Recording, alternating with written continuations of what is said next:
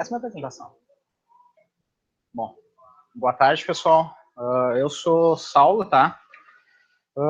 Muitos de vocês talvez não me vejam muito frequente aqui, porque eu trabalho como externo na Admed, tá? Hoje eu vou apresentar sobre os pré-processadores de CSS. Bom, o maior inferno que a gente tem hoje quando a gente pega algo pronto e que não tem um pré-processador é mexer no CSS de outras pessoas. Se tá um CSS puro, a gente vai começar a ver umas bizarrices nesse sentido aqui, tá? Então, vamos começar primeiro. O que é um pré-processador? O pré-processador é um programa que pega um tipo de dado e converte para outro tipo. Falando especificamente de CSS, eu vou escrever um arquivo em SES, por exemplo, e ele vai ser convertido no final para o CSS.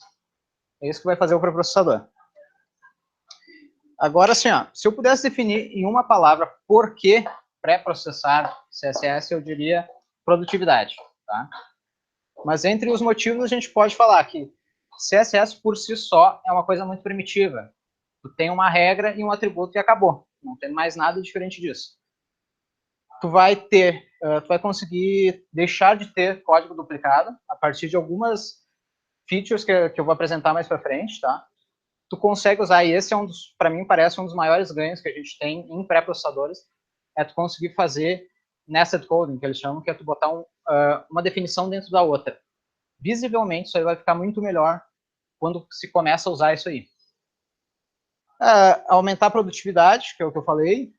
Tu ter definições system-wide, por todo o sistema, que pega em todo o sistema, através de variáveis que tu pode setar, no arquivo de variáveis no teu pré-processo.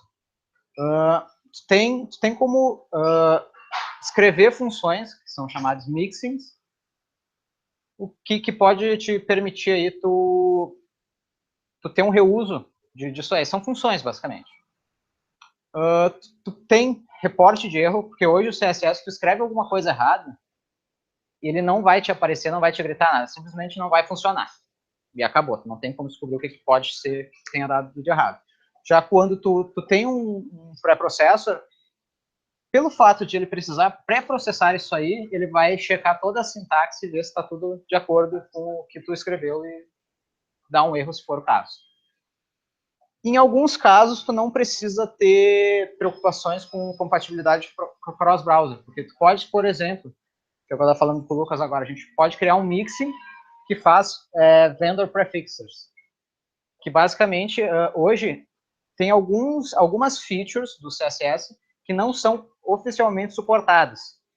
Então, tem que usar um tracinho, MOS, propriedade, que daí são coisas que eles implementam em nível de testes ainda, não o negócio está bem divulgado. Bom, os principais que existem hoje é o SES, o LES e o Styles. Esses são os principais caras que existem hoje para fazer pré-processo. Eu peguei aqui mais ou menos um dado de como é que esses caras andam hoje em dia, tá? A maior parte do pessoal usa SES, seguido por LES, depois Styles, e tem uma boa fatia que ainda não usa pré-processos, tá? E daí, olhando lá, como o SES é um projeto bem antigo, eu fui ver, de 2006, ele sempre teve uma busca maior na Search Engine do Google. Então, é um negócio que SES o pessoal prefere mais. Vamos lá para as features. Bom, ele te deixa ter o conceito de variáveis, tá? Variáveis porque, bom, eu quero criar num lugar só, por exemplo, o meu font size. E daí eu só estendo ele para os outros lugares. E se eu quiser mudar, vou mudar num lugar só. Acabou. Esse é o que eu digo que eu acho que é a melhor coisa que a gente tem. Se vocês olharem aqui, isso aqui é o que foi gerado de acordo com cada um dos tipos, né? Aqui, eles começam a criar, cada nível que tu entra de nesting, ele começa a criar mais e mais seletores. E se tu fosse fazer com CSS puro, teria que criar um caminho imenso se tu tivesse um nesting muito profundo. Com isso, com esses aqui não, tu cria chaves aqui e olhar melhor o código. Tu não fica muito perdido quando tu vai olhar um código gigantesco que tem muito nível de profundidade entre os seletores. Isso, para mim, é o que mais ajuda nesse sentido. tem os mixins que eu falei, são funções. Um exemplo clássico foi esse de vendor prefixes. Eu já usei em um projeto, foi... Bom, a gente precisava dar suporte para o IE8, mas tinha que ter um fundo em gradiente. Bom, tu tem formas de fazer isso para o IE8, IE9, IE10, são formas diferentes. Então, tu poderia simplesmente fazer um mixing, que seria uma função, que receberia os parâmetros, digamos, a cor de início e a cor de fim, e ele pegaria e traduziria no final tudo e transformaria em CSS com cada trecho de código que precisasse. Eu só precisaria me encarregar de chamar aquele mixing, passando a cor de entrada e saída, e ele já me geraria, se não me engano, era 4 ou 5 linhas de código que precisava. Tá? Outra coisa, é aqui que tu pega e evita de ter que reescrever várias coisas iguais, tá? Porque aqui tu pode ter uma regra, por exemplo, naquele caso ali a gente tem um block, pode ter uma regra e estender ela para outros lugares que tu quer, para outros seletores. Que daí tu não precisa pegar e escrever toda vez a mesma coisa. Pode centralizar, e daí também entra a questão de manutenção. Se uma hora tu quer mudar, sei lá, nesse caso, a borda de alguma coisa, ou um margem, só muda ali e vai pegar aquela história de system-wide, né? Vamos lá. Tem questões de if e else statement. Aqui tu pode, por exemplo, um caso que eu pensei, eu nunca precisei usar, mas um caso que eu pensei, por exemplo, eu tenho o tema do meu fonte, a cor da fonte da minha aplicação é preta. Eu posso usar esse if aqui, se, por exemplo, o lightness do meu preto for maior que tanto, eu sei que meu fundo deve ser branco. Ou daqui a pouco não, daqui a pouco eu vou trocar, quero usar minha fonte branca. Não, daí ele vai olhar o lightness e ele vai trocar para o fundo preto. Então tem coisas nesse sentido que dá para ser feito. Tem também questão de loops. Tu pode criar loops de forma simples, porque hoje no CSS, dando um exemplo melhor, tem o Bootstrap, ele tem o grid system dele, seria composto de vários identificadores, call do número 1 até o número 12. Se eu quiser sobrescrever todas essas colunas, no CSS clássico eu vou ter que escrever 12 regras, uma para cada cara, tá? Aqui não, aqui eu posso pegar e fazer tudo num loop, eu posso inclusive ter um identificador aqui que ele vai iterando aqui, vai fazer border 1, border 2, border 3, e arrumar propriedades de acordo com o que eu preciso. Eu também consigo fazer cálculos matemáticos de diferentes tipos de unidade. Isso aqui é um negócio que eu quis enfatizar, existe no CSS3 isso hoje. Mas o que é um dos ganhos também dos pré-processors?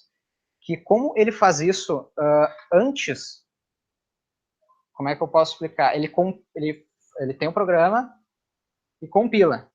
Depois daí, ele só o browser interpreta. Então, o browser, a gente não tem que se preocupar se o browser suporta essa funcionalidade ou não. Aqui no CSS3, sim, porque é o browser que vai pegar e vai traduzir isso aí e decidir isso. Se a gente pegar um IE8 da vida, ele não vai entender isso aqui, não vai funcionar.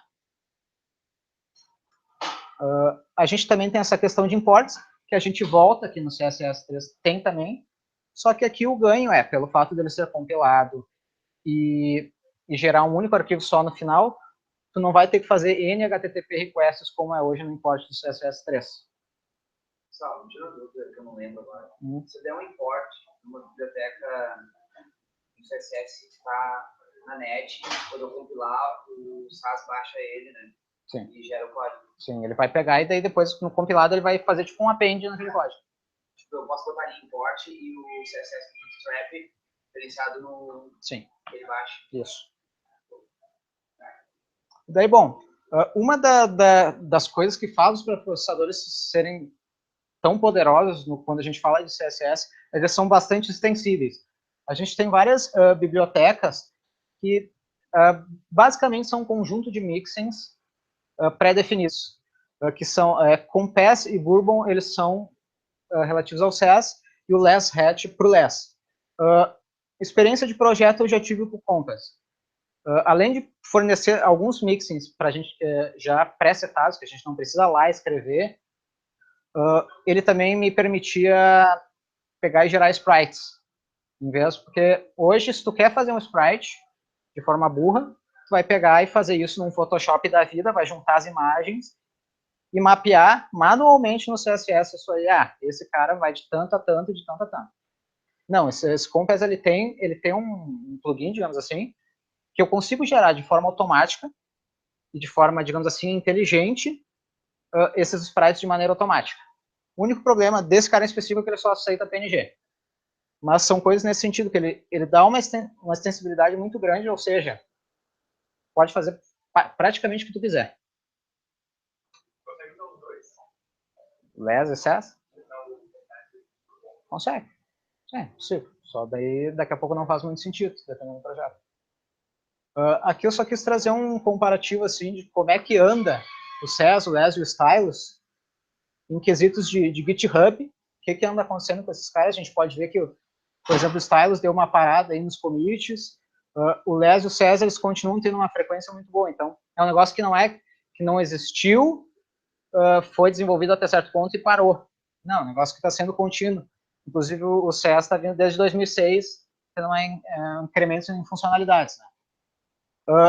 O CS, um dos problemas que eu vejo do CS, alguns dos únicos problemas, é que ele é baseado em Ruby. Então, tu precisa ter uma configuração do teu ambiente para conseguir compilar isso aí. Já no Les e no Stylus, como é JavaScript, tu vai pegar Node e instalar os caras e já era. Eu acho bem mais simples. E, por fim, assim, ó, todas as conclusões que as pessoas que eu conversei, as conclusões que eu mesmo cheguei, é que não tem um pré-processor que é melhor que o outro. Tudo depende do que tu prefere e daqui a pouco se existe alguma particularidade para o projeto que tu precisa. É isso aí.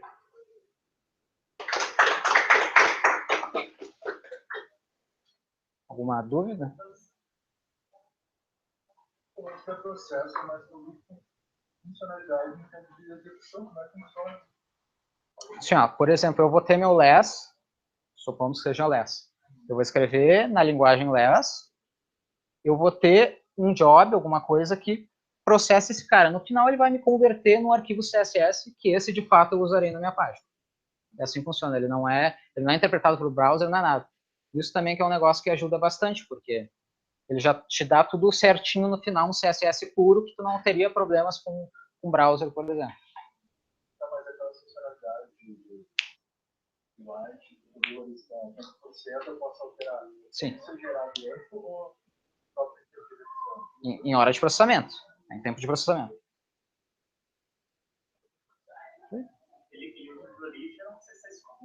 Isso. No final, o output dele é um CSS normal.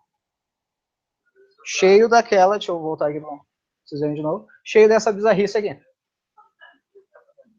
E ainda tem comandos que pode modificar, pode... Isso, sim.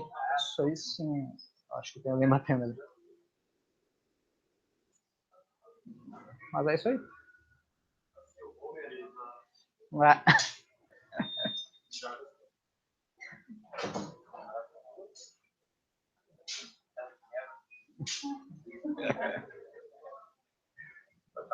Não tá. O que eu faço aqui? 2 espectadores,